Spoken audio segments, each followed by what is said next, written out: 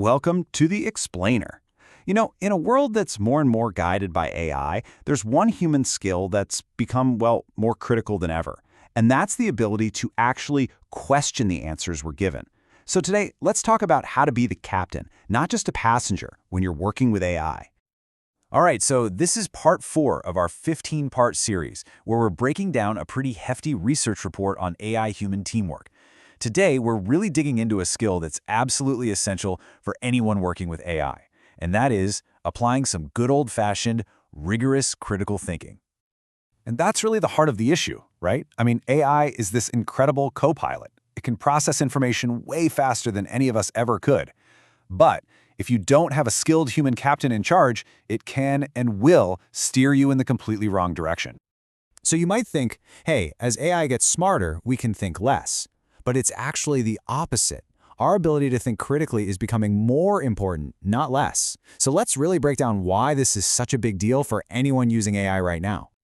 Well, it's because critical thinking is basically our quality control. It's a human filter that makes sure AI is actually helping us make better decisions instead of, quietly messing things up with hidden flaws or just plain bad assumptions. And look, this isn't just some vague idea. The research backs this up completely. This quote here really hits the nail on the head. It shows that successful AI integration really boils down to this one skill. The companies that encourage their people to really question and evaluate what the AI is spitting out, those are the ones that are going to win. Okay, so how do we take this from a big, high-level concept and turn it into something we can actually use? Let's think of it as a toolkit, and this toolkit is built on 4 core pillars.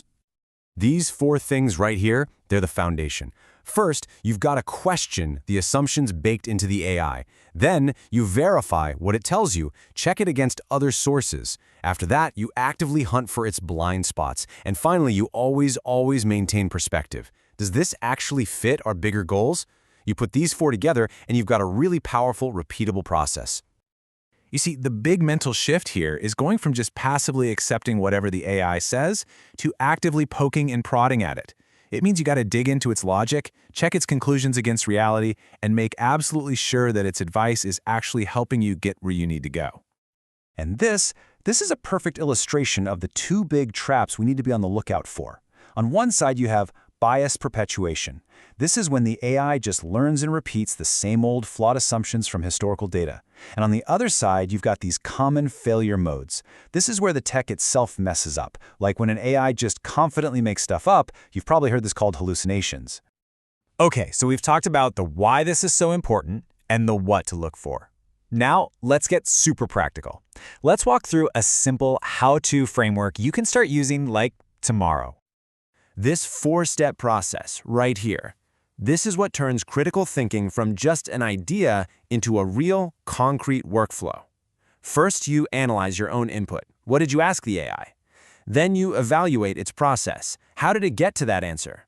The really key step is to test the output, maybe with a small-scale experiment, before you go all in. And finally, you monitor the results over time. Following a structure like this is honestly your best defense against the weird things AI can sometimes do. But here's the thing, this can't just be on you. For this to really work, it has to be baked into the culture of the whole organization. It has to become a mindset.